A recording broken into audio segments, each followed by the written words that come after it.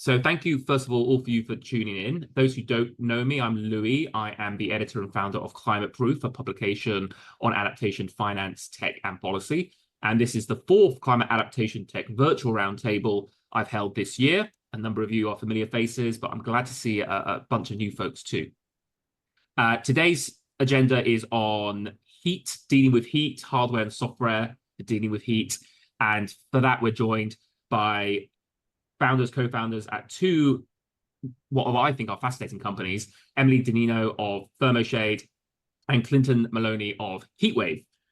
And we're going to hear from them about challenges that heat presents, the technology innovations that could help humanity adapt to these risks, and also opportunities related to growing heat risks. And that opportunity phrase is kind of might stick in your craw a little bit. But I was talking to Clinton yesterday, and he explained how changing heat patterns can be an opportunity for businesses as well, and for communities to redesign themselves for a different world order. So I'm recording this session so folks can get a transcript and see the recording on YouTube after the event. We will start by going around the room and just introducing each other very quickly. And then I'll start the agenda by asking Emily and Clinton a few questions. But the idea is for this to be interactive. So when you have questions yourself, either raise your hand digitally or wave in the screen, and I'll be the moderator and allow direct questions to the relevant folks as and when. We hope to go for about 45 minutes. Maybe we can go to the end of the hour, depends on Emily and Clinton's availability. But I will be trying to keep proceedings moving rapidly. So if I interject and say we need to move on, please don't be offended. I'm just trying to make sure that we all get time to hear from Clinton and Emily. Okay, with that, I'll start the quick introductions. David, can you please introduce yourself, tell us where you work and why you're here? Yes, hello. Thank you, Louis. Hi, everybody. My name is David Leathers. I'm the program director at an organization called the National Commission on Climate and Workforce Health. It's a bit of a mouthful, but we're a US-based organization helping employers understand and manage climate risk, specifically around health for their workforce. Our argument is that a lot of employers think about climate risk, but they don't think about how that affects their biggest investment and asset, which is their people, as of now, at least, until the AI robots take over all of our jobs. So that's what I'm up to. Thanks, David. Brilliant. Khalil. Hi, Louis. My name is Khalil. I'm the founder of a climate intelligence platform that creates a source of truth for freshwater data and uses that to inform analytics and decision-making around better uses for freshwater and the economic impacts of that. Thanks, Khalil. Corey, you're a newcomer to these events. Can you introduce yourself, please? Thank you. I had to find my mouse to come off mute. Yeah. Hi, everybody. Excited to be here. My name is Corey Podoretsky. I'm based in Austin, Texas. I'm currently an independent advisor for Climate Tech Solutions, helping them with their go-to-market, customer success, customer experience, and revenue operations, working with a small group of independent advisors to be able to help startups, companies, and nonprofit organizations. Great to have you here. And John. Yeah, hi, I'm John Baldock. I'm a principal planner at Weston and Sampson, which is an environmental engineering consulting firm, but I'm in the resilience group, also a former municipal climate planner for Cambridge, Massachusetts. I'm based in the Boston, Massachusetts area, but we operate up and down the East Coast from Florida to Maine. Wonderful to have you here. I'll have to connect with you afterwards. Sounds fascinating. Julio, do you want to introduce yourself? Hi, thanks. So yes, excited to be here. I'm Julio Herrera. I'm a climate scientist by background, current quantitative researcher in at BlackRock, working on Aladdin, the investment software platform, and just generally being very interesting in the resilience and adaptation as the next step to quantifying physical risks. So thanks for organizing this, Louis. Absolutely. Good to have you here. Kellyanne, I don't think we formally met, but I'm familiar with you from LinkedIn world. Would you like to introduce yourself? Hi, Louie, and everybody. Nice to join you. So Kellyanne from Kaiser Permanente, based in California. We are the world's largest integrated not-for-profit healthcare delivery system, serving over 30 million members, and I am very focused on climate-related resilience and adaptation for our workforce and patients right now. Lovely to have you here. Brian, would you like to give your 20 seconds? Thanks, Louis. Hey, everyone. Brian Smolia, co-founder of Weathervane. We are a weather intelligence company helping outdoor enthusiasts and businesses make better decisions by personalizing weather forecasts to every individual through this lens of thermal comfort. So happy to be here. Brian's a climate-proof veteran. Glad to see him here again. Adrienne, would you like to introduce yourself? Yes. Hi. Sorry, it took me a minute to get off mute. Oh, and then my camera's still off.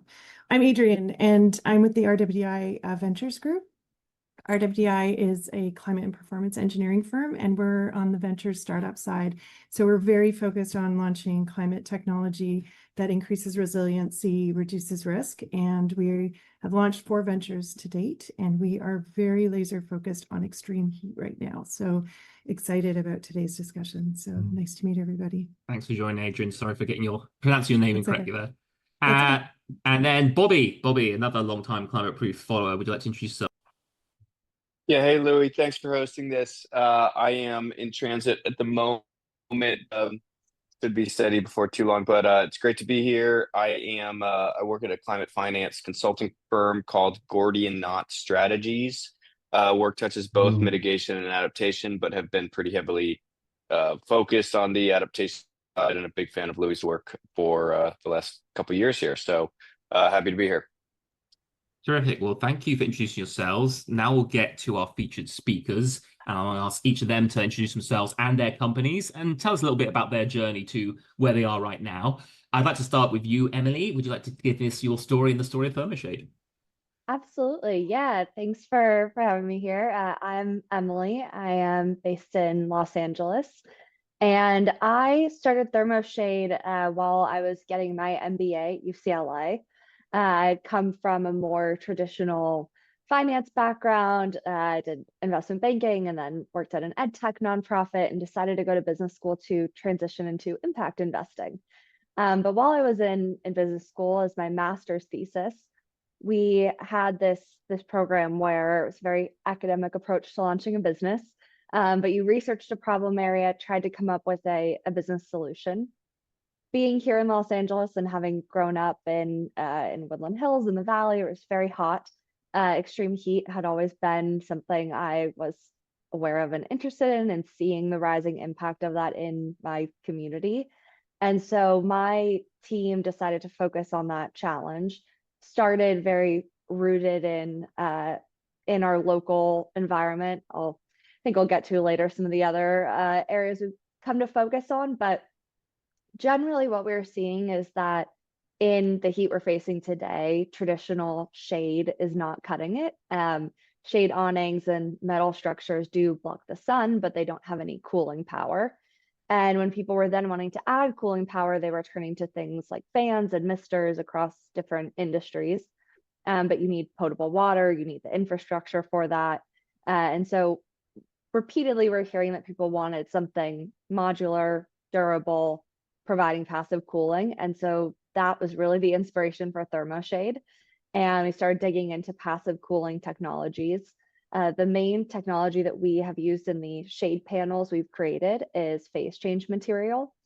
And so we have taken this phase change material that's proven to work in other environments, and we are the first to use it in outdoor environments to directly cool people and animals and absorb radiated body heat passively throughout the day.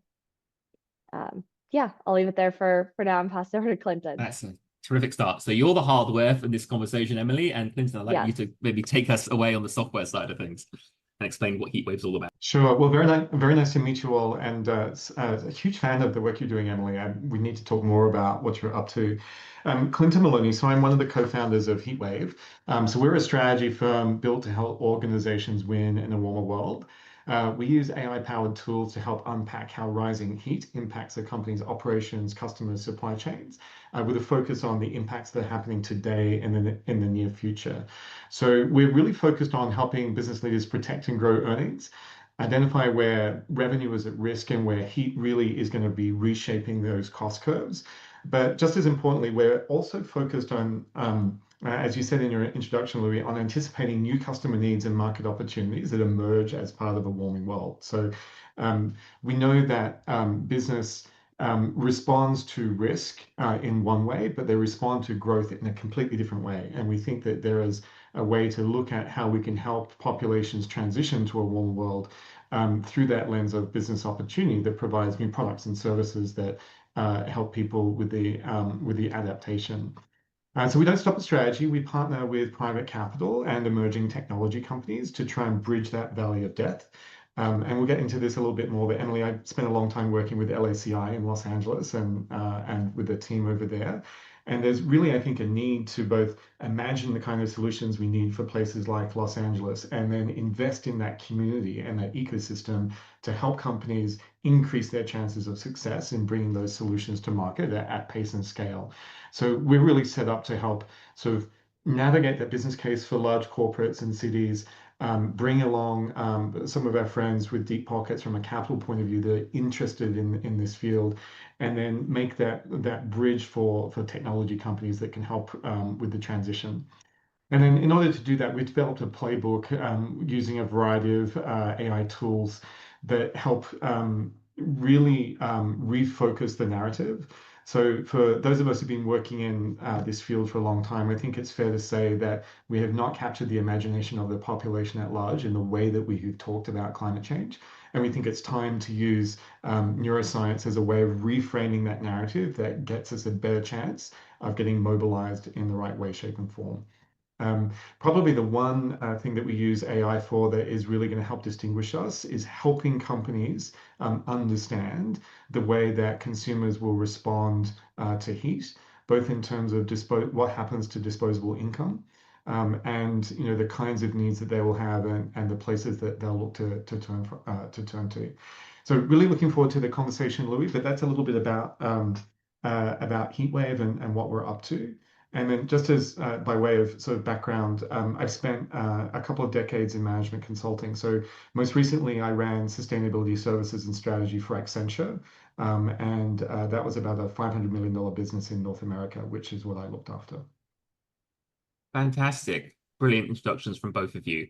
Now, we know that extreme heat is a pernicious climate risk. It is actually the leading weather-related cause of deaths worldwide. And in the US alone, heat-related fatalities have increased by 117% over the past 24 years. So there's a very physical, very human impact from heat. But as we've touched on, there's a massive economic and business impact too. Potential hours of labor lost due to exposure to heat resulted in a record high loss of income of $835 billion in 2023, according to the Lancet Countdown. So there's already a massive hit to productivity, hit to earnings because of heat-related risks. And I'd like to ask both of you in your fields how heat-related risks are manifesting as economic and physical risks. And Emily, I love this example you have about farmers and about the impact of extreme heat on farmers. So maybe you can get into that. And Clinton, maybe you can talk a little bit about the kind of the sports world in this context. But Emily, first of all. Sure. Yeah. So we really think about our customer groups in two segments. One that is primarily concerned with health and safety risks, and one where there is this really big hit to their bottom line due to heat. Where we started was a little more in this health and safety risk focus on schools and transit, but there are economic impacts there as well, right? If at the schools they can't get the kids out to play at recess, there's hits to learning, there's impacts on the satisfaction of both parents, students, teachers, might impact whether the parents are going to send their kids to school if they're not able to keep cool in that environment.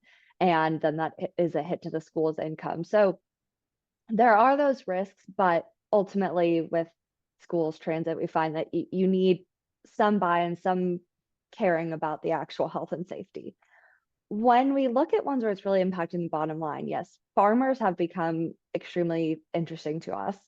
As I expanded our company view outside of LA, my older brother lives in Fresno, Clovis area in California Central Valley.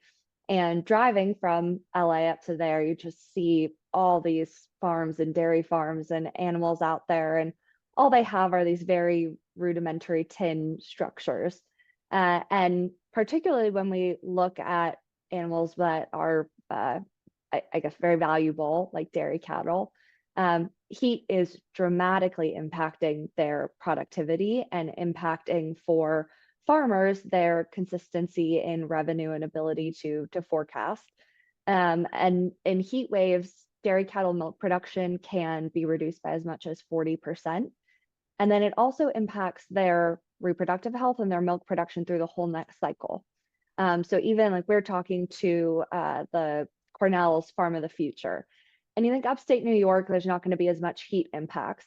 But when they were talking about the studies they run there, they were saying they have to adjust all their data based on time of year for milk production, because all the way through summer and fall, they see a hit to milk production because of the cows that are pregnant and going through that during summer. They have worse milk production. Their cows are often lower weight, born earlier. All of these impacts that really affect farmers' ability to have productive and growing herd. And so that has become a very interesting one for us. The worker productivity is also very interesting with farmers and ag.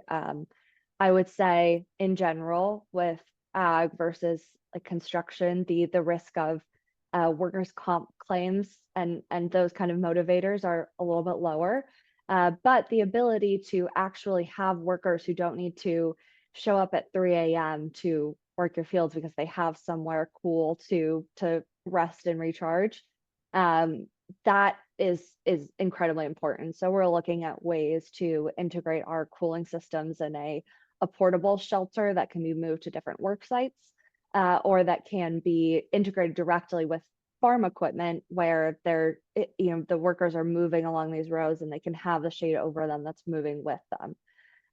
So there's a lot of very interesting applications there. I'm sure Clinton can talk about some more details on others, but we've looked at theme parks, restaurants, anywhere where outdoor attendance and engagement is required and will continue to be negatively impacted if people are not addressing these heat concerns.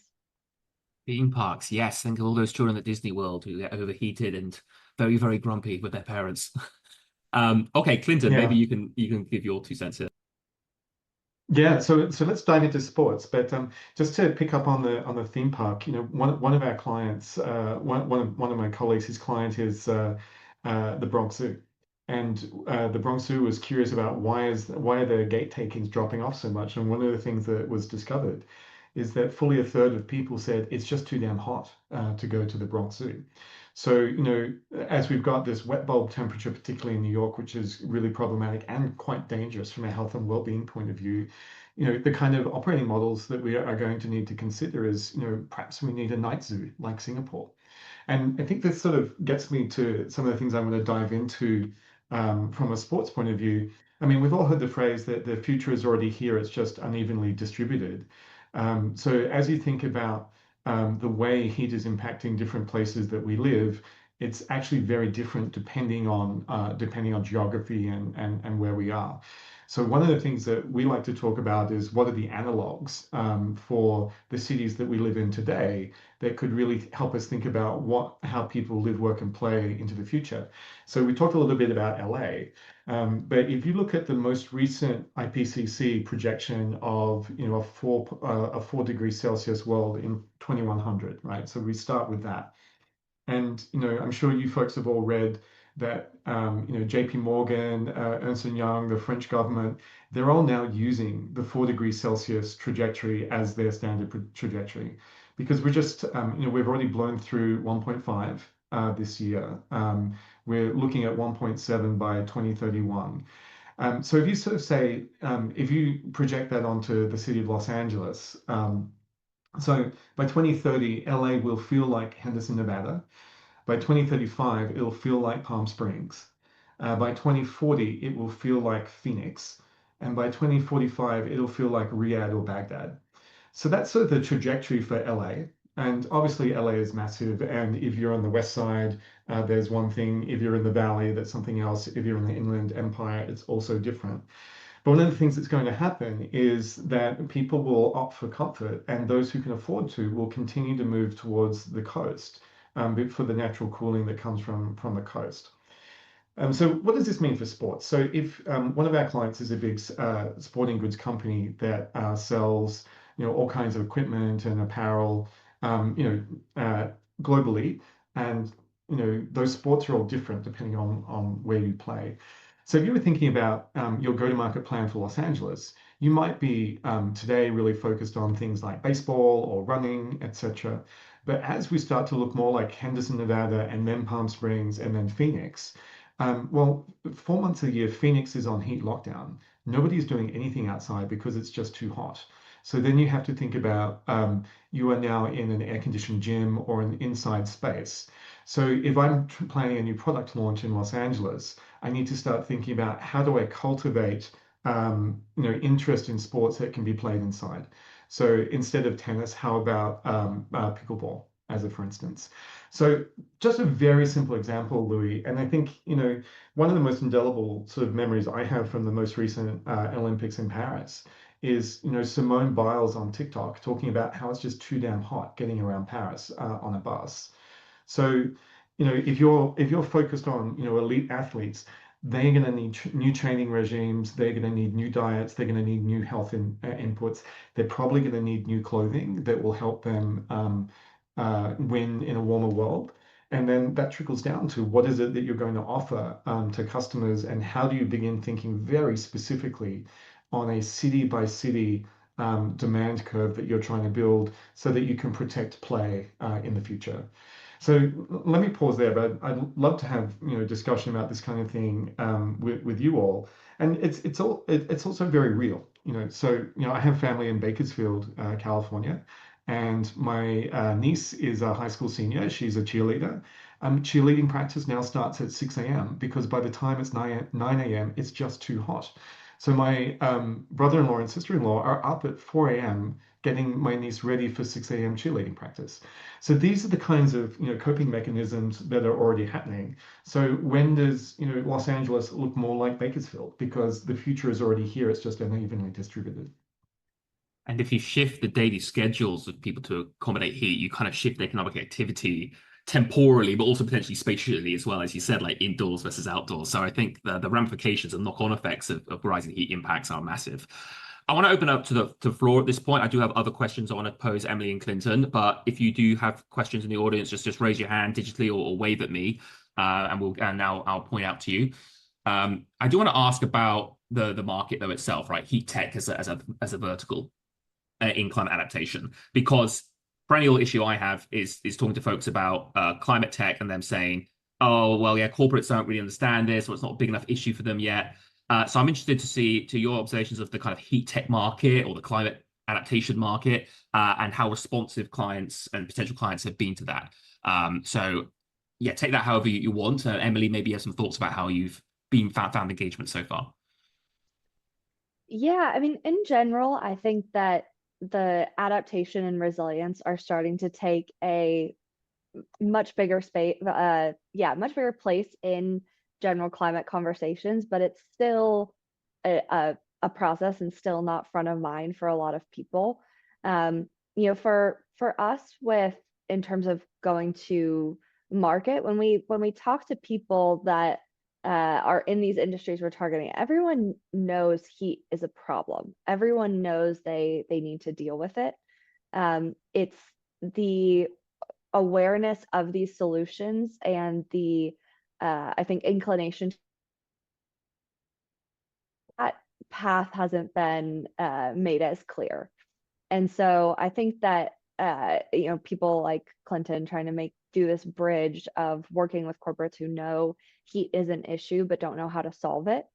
Dairy farmers were out there talking to them, and all they've been told is that to cool dairy cattle, you need evaporative cooling.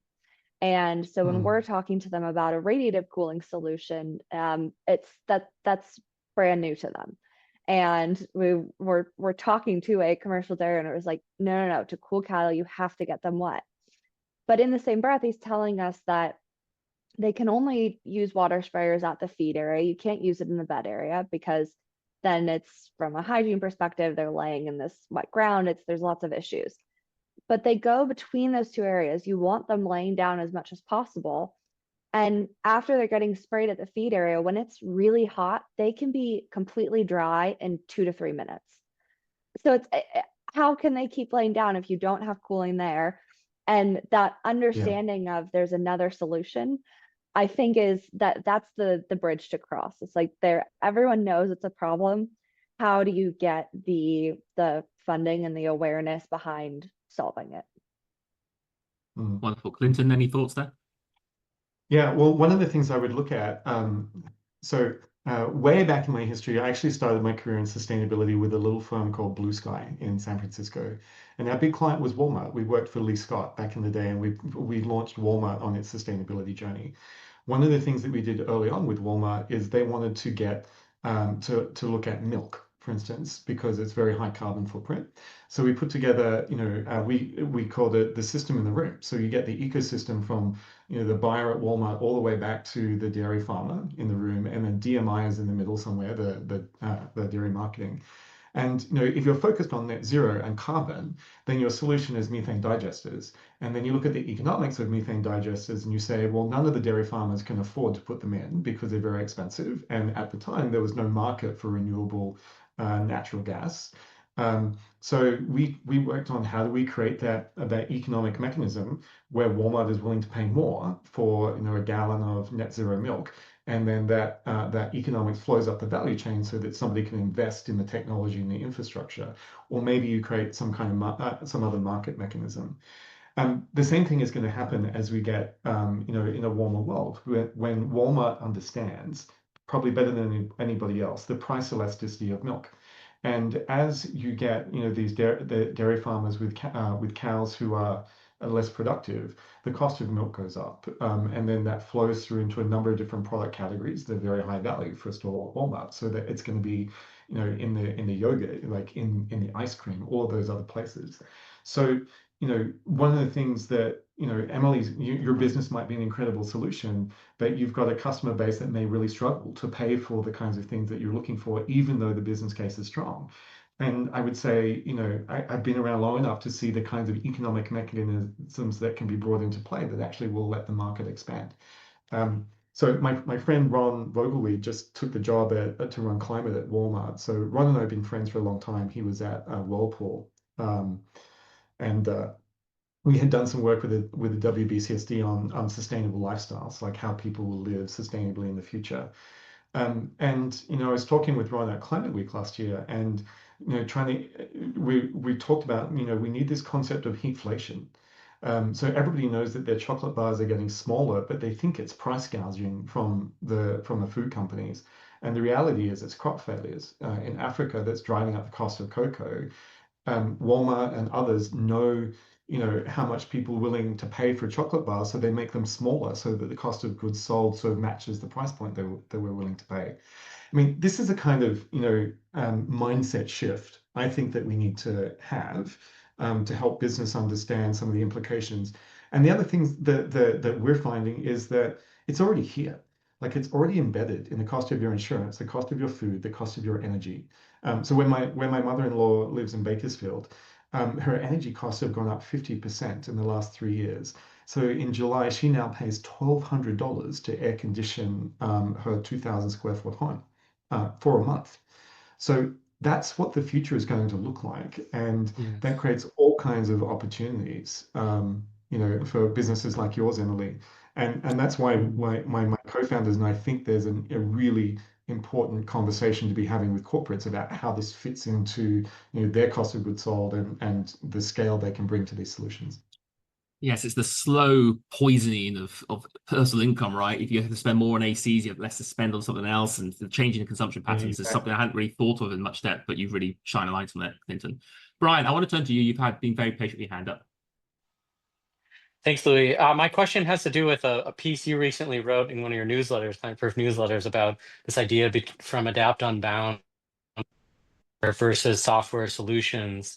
And I kind of come down on this that it's not an either or. And I'm curious for Emily and Clinton, Are there ways that software solutions can help recommend hardware solutions? Are there hardware solutions that get deployed more efficiently using software solutions? Where do you come down on this? Is it an either or? I definitely think there's a need for both, particularly if you can integrate the data that people can provide to, like Clinton can go and provide to a corporation of here's your opportunity if you are to solve these challenges, and then being able to have a suite of hardware solutions that you can recommend and that I mean, I think that there is a critical information challenge there, as I mentioned. And so having software platforms that can more efficiently share information about hardware solutions, I think that is a fantastic outcome, and I think that's what's needed. I think that both are incredibly important. Clinton, any thoughts there? Yeah, I would agree. And before I was at Accenture, I started a business for a company called Engie. So Engie is the French utility and one of the world's biggest climate polluters, a top 30 climate polluter, 1.5% of global carbon emissions. So the business I created for them is called Engie Impact. And what we did is we did the net zero strategy for Engie Group. So looking after those 350 million tons of carbon. And then we took the way that we did that for Engie Group and we built a business around that from a consulting business to go to other big companies to help them with their net zero agenda. And one of the things I'd say is, I mean, so Engie Group is now in the process of exiting the North American market for a variety of reasons. But it is very difficult to try and sell those technologies to companies because basically what you're trying to do is an end run around the utility, for the good of the planet in order to deliver on those net zero goals. But one of the things that I think we're seeing is as the world is warming and energy grids have much more demand on them, both from a cooling load or the use of AI and other things, those energy grids are becoming even less reliable, and that is putting earnings at risk for some of the big energy users. So again, just to use a Walmart example, so Walmart has now got 24 stores in California where they've deployed microgrids at a store level. So they've always been doing energy efficiency work, changing out the light bulbs and all of those kinds of things. But the microgrid's a whole new thing. And the business case for the microgrids in a Walmart store is not about net zero, even though it contributes to delivering on those net zero goals. The business case is that after 4 hours of the grid going down, you've got to throw out all of the food that's in the fridge or the freezer in those stores. So they're trying to look at the loss avoidance. But perhaps the strongest business case for those stores is that you can trade with the California energy markets on an intraday basis where you're generating clean energy that you can sell back at very high value and storing that energy in batteries so that you're deploying it at a time of day where you're maximizing that value. So that's the business case that you put around all of that kind of technology. But it is fundamentally sort of a resiliency play. And then whether a company like Walmart, and Walmart's a very sophisticated energy team, feel confident that they can actually, deliver on those kinds of results. So, I mean, that's just one example where I think, the resiliency story and the net zero story go together.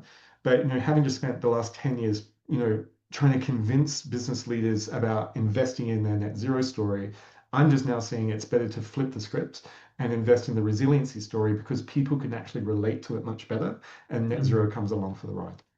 Yes, so resiliency having mitigation benefits rather than the other way around. Julio, you've been very patient. Would you like to share your question? Yeah, totally. Thanks, Louis, and thanks for the speakers. I was just wondering, what's been your experience engaging the healthcare sector, whether it's as a design partner, business development channel, or customer, perhaps? I don't have much to add there. It's a channel that we really want to engage and one that we have not yet. But I think that there is a really interesting opportunity there, both in terms of wider spread community resilience that relieves some strain on healthcare in heat waves, possibly with emergency response and cooling centers, and in from an insurance side as well, and helping companies reduce their premiums by being more proactive. I think there's a lot of interesting use cases there. It's absolutely something I want to engage, but I have not yet. So I don't know, Clinton, if you have more to add on that. Yeah, so healthcare is my other passion, and I know Kellyanne's on the call, and I had a chance to work with many of Kellyanne's colleagues, Bashara and Kathy Gerwig and folks at Kaiser for a number of years. And Kaiser is really one of the leading thinkers about how we help communities adapt and how healthcare needs to prepare for the change in demand and what's going to walk into the emergency room. One of the things that I've seen that I think we can do more of is I did a project with United Healthcare, and what they are trying to do is encourage a focus on the social determinants of health, which are sort of the public health vectors that are really those that where heat and climate change is exacerbating all of those underlying conditions. So you actually need to do the work where like what United is doing is to say, when a patient presents in any one of a healthcare setting, can we diagnose and code it in?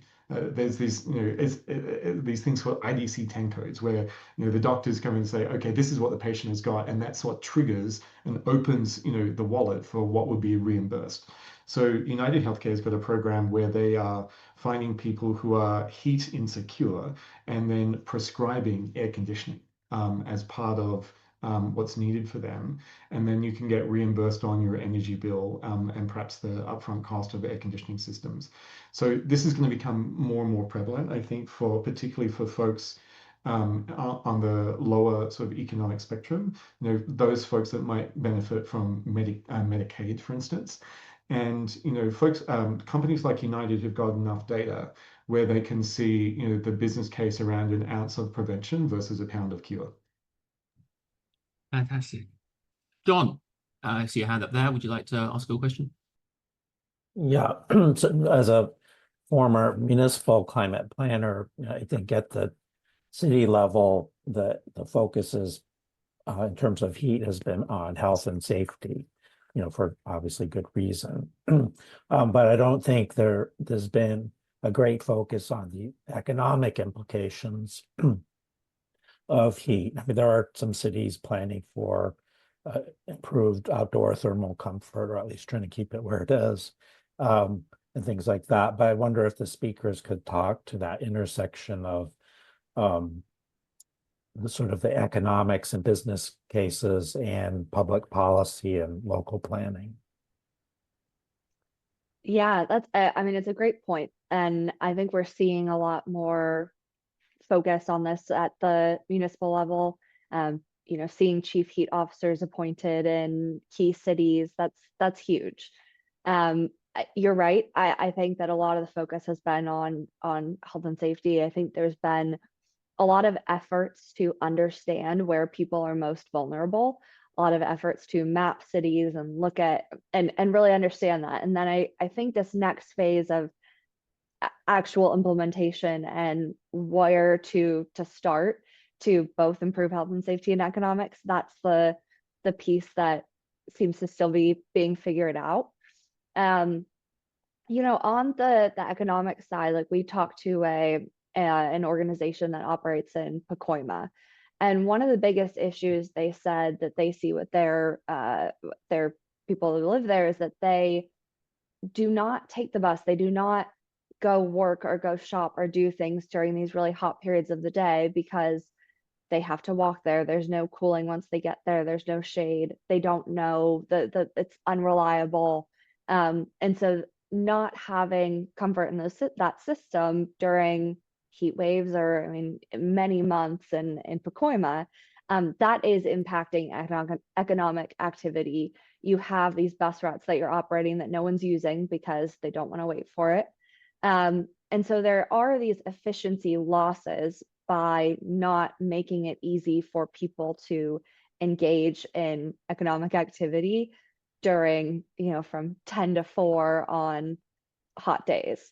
And so I think that understanding that real loss, understanding that even, with sports, with people's ability to go to things like theme parks that might be operating in your district. You want people going out and doing things and feeling comfortable to be active in outdoor environments. And right now, there are very few protections, and in many cases, things that just make it worse. If you have an asphalt covered playground and these hot swing sets with a plastic cover that's just radiating heat down on people, of course, no one's using it.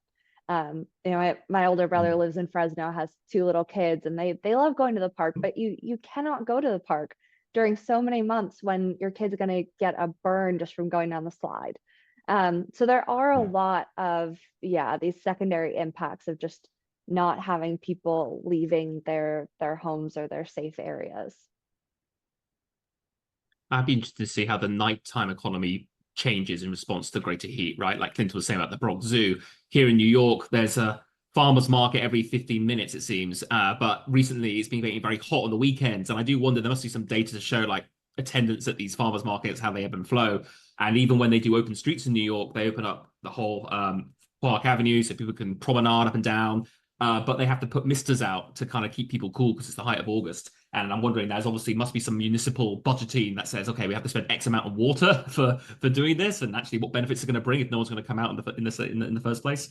So I really am interested in this idea about shifting economic patterns for sure. I appreciate we're at 2:45. Can people stay for a bit longer? Emily and Clinton, how are you set?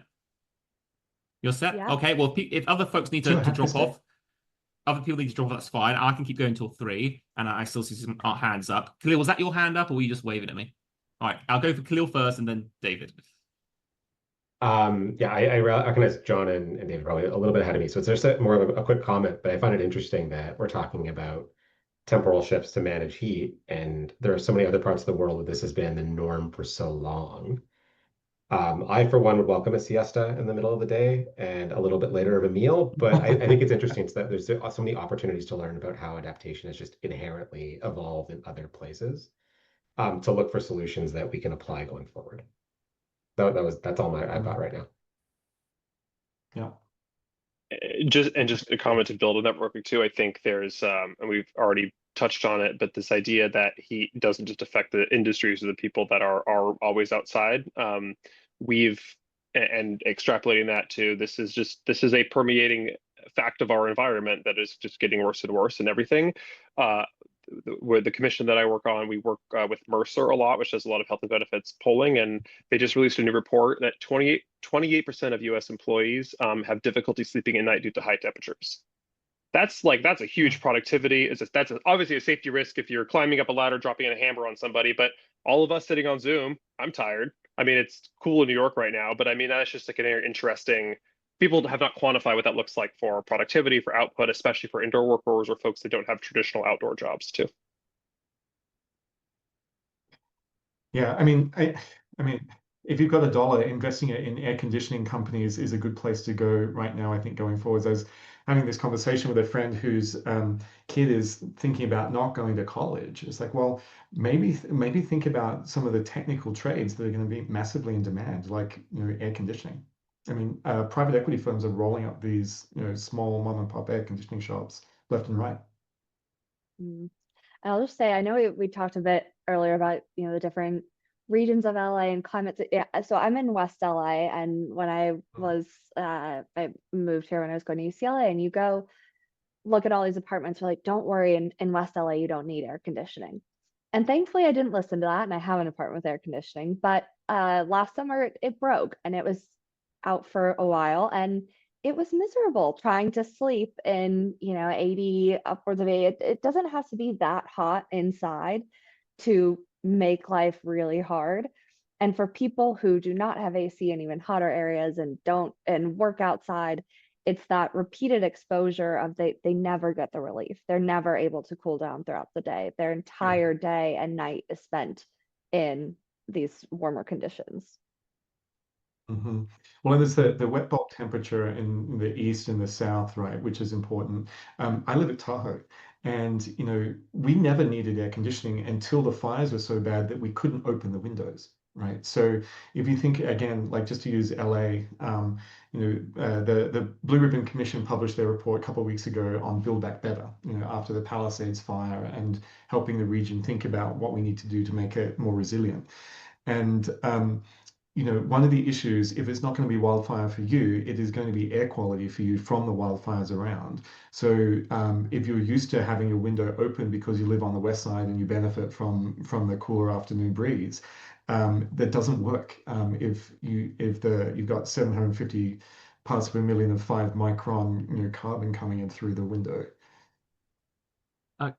Khalil, on learning from other countries, I mean, it does seem, my experience, my understanding is that they air condition the heck out of everything, right? And interestingly, there's an understanding this is getting in the way of mitigation goals as well, climate mitigation goals. So I believe India has some financial incentives in place. I think the most recent one I read about was trying to give a cash discount or a tax discount, sorry, if you get a more energy efficient air conditioning model. And there has been in New York as well, you can get a free HVAC system, a free air conditioner if you are a certain income threshold, right? So there's this idea that there will be subsidized access to cooling, which of course could be a massive tailwind for a bunch of businesses, right? But especially for those businesses that are actually most cost effective and which municipalities and governments can actually justify putting money towards. So I think we've got to think about how they're going to subsidize business going forward.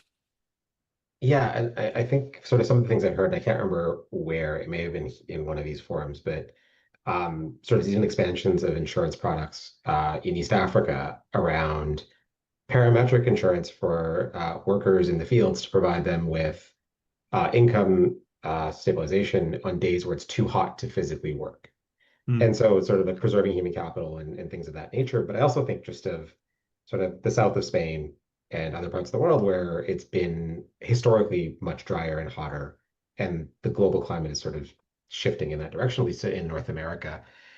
But I think that there's probably something there, even from like an architectural lens and how we design homes and how we, to your point, like incentivize better decision making around what types of things we build. I just think that that lack of foresight and the lack of data today on where that's going to be and in what way is sort of one major thing. And the other is just where the energy is going to come to solve these problems when you've got, I think, to Clinton's point around you're competing with AI, you're competing with sort of base need that's just going to continue growing. You're competing with like, it seems like crypto in some places for this demand where energy prices are cheap and just raising the floor in general. And so I think from my perspective, that's sort of like an interesting place to sort of try and figure out where the solve might be, or a solve might be. I don't think there's one silver bullet. Julio, thanks. You have your hand up there.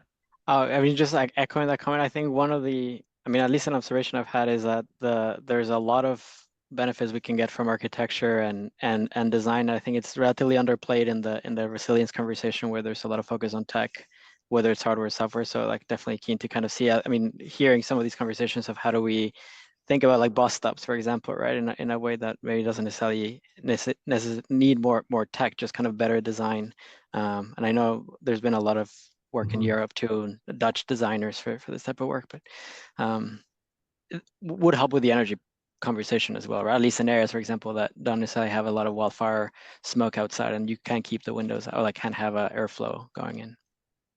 I'm just wondering the time horizons for getting like large infrastructure building projects done, though, Julio, especially in this country and in the municipalities like New York, right? How long does it take to authorize a different than usual building project? Maybe Clinton, you got some Well, and then there. for the US, 95% of the buildings that we will have in 2050 are already built. So it's really a retrofit question, for us and what we can do. But smart design for sure. And I mean, I grew up in Australia, you can probably tell by my accent, but one of the things that in Victorian houses in Australia or Queensland is they're built on stilts so that you get the airflow.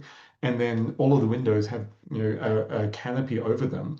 The design is called a Queenslander, and it just basically means that you get the view and the light, but you don't get the direct sunlight, because of course, when they built these things, there was no such thing as air conditioning. Yeah, I feel like in architecture we've seen a real challenge of like we used to know how to build for heat, and when you look at older developments and older structures like that there was no other option.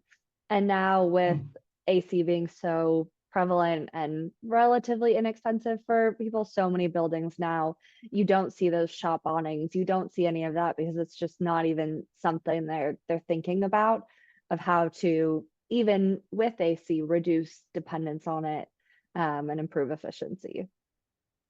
There are low-tech solutions available.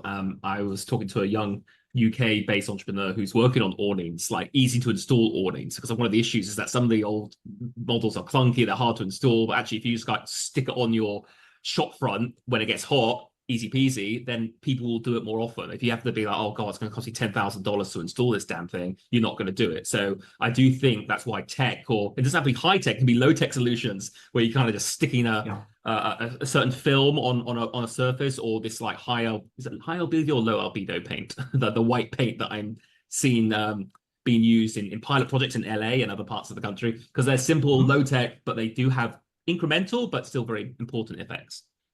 Hi, albedo, Louis. Hi, albedo. Okay, thank you. I always get those two mixed up. Well, and then you can layer on the nature-based solutions too, right? How you can use more trees and that kind of stuff. Yeah. I think, again, from my perch in New York, I'm right by the piers by Hudson River, and they were very relatively new creations, right? And we're focused on leisure, and the amount of green space they use is quite noticeable versus what was there before. I've been in New York long enough that I remember the old piers, which are just concrete monstrosities, and now there's lots of trees and grass, shaded areas, and these mister jets for when it gets really, really hot, and these playgrounds that are ensconced in areas where they get more shade. And that's intelligent design in action, but it cost what, $10 billion and took like 6 years. So that's the problem. Yeah. Well, and then it has to be Sorry, highly customized to the geography again. So to use the LA example, Mayor Villaraigosa, when he was running for re-election sort of back in the day, promised 1 million trees for Los Angeles. Part of the challenge with Los Angeles is trees don't grow without water infrastructure. And every inch of LA is occupied, so you're probably going to be jackhammering up some kind of concrete or something somewhere in order to put a tree in. So when you put together the business case around 1 million trees at $10,000 a tree, by the time that you've got all the infrastructure in place, it becomes totally unaffordable. So this is the challenge that we have from an urban planning and a retrofit point of view. But I'm a huge fan of the work that's been done in LA around cool parking lots. We've got so much space dedicated to parking, and it's one of those things that you can get people to agree on that it's better not to have a parking lot that is too hot.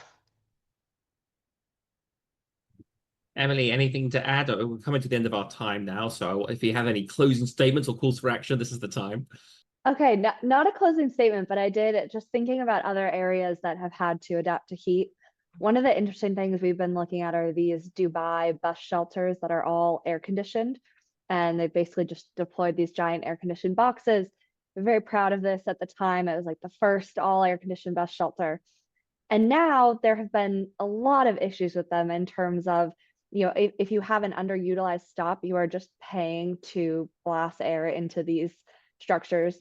If they're very well utilized, you have the doors opening, closing, you're losing that cooled air a lot. And then they break. And to have the actual maintenance and be as responsive as needed so that you do not just have this heat trapping box deployed, they did not have that kind of network ready. It's been a huge expense. And so now they're trying to look at different solutions to improve both the durability and efficiency of existing AC shelters. But we're hoping also looking at new designs that are a little bit more durable and work for both busy and not as busy stops. So yeah, interesting to look at. I think there's a lot to learn for us from these solutions abroad. I think in some ways it's we have, I think, Louis, you're mapping out Clinton, the time to when LA is going to be like these other areas. We have a little bit of time to learn and start solving this, but yeah, it's going to be interesting to see how these different cities adapt. And this is again where the data and software comes into place, right? If you've got data on how the performance and the visiting rates to these bus shelters or these public spaces, you can tailor solutions that make sense. Clinton, any last words from you for our lovely guests here? Yeah, I would just offer, and what I love about Emily's company and her story is that there's, a pretty clear business case that connects back to the economic model of the clients that she's serving, whether it's, the bus system or whether it's the dairy farmer, where you're actually getting back to growth and revenue through through adapting to a warmer world. And I mean, a lot of the conversation I think in our field has been around risk, and risk is one great lens, but it doesn't attract investment and capital and innovation in the same way that growth and opportunity does. And that's because growth really connects to democratic capitalism and the way that our economic system runs. So that has got to be the way that we think about navigating the future of a warmer world, is looking through that lens of growth and opportunity and how we help folks adapt. LA may look like Palm Springs in 2035, but Palm Springs is still a nice place to live. But the way you live, work, and play there is just different. So that's the opportunity as we help companies think through how does demand shift, how does cost shift, and we believe if you get to that ahead of your competition, then it's a source of competitive advantage. We could talk for much longer on this topic, and indeed I hope to have another few podcast episodes and features, maybe featuring Emily and Clinton down the road, so we can get into some of these topics in more depth. I do encourage those who haven't already seen it. Today, the Climate Proof Adaptation 10 monthly report came out, showcasing a number of software and hardware solutions, including some of these wearable technologies that are very popular in this space to help athletes, to help military personnel, to help construction workers. So encourage folks to look at that. This event has been recorded, so after the event I'll upload it to a private YouTube so that only those folks who signed in can actually get access to it. So I'll send you a link to the recording and to the transcript in a little while. I'm going to take a break from these for next month, so there won't be a Climate Adaptation Tech Roundtable next month, but I'll do one in July. Any ideas for topics or people you want to hear on these, please do get in touch. I'm always thinking how to kind of broaden the circle and bring in the most exciting, most interesting voices and innovations in. But for now, thank you so much for your time. Really appreciate Emily and Clinton being here, and the rest of you for tuning in and listening and sharing your questions. Thank you so much. Have a lovely rest of your day. Thanks, everyone. Thanks so much.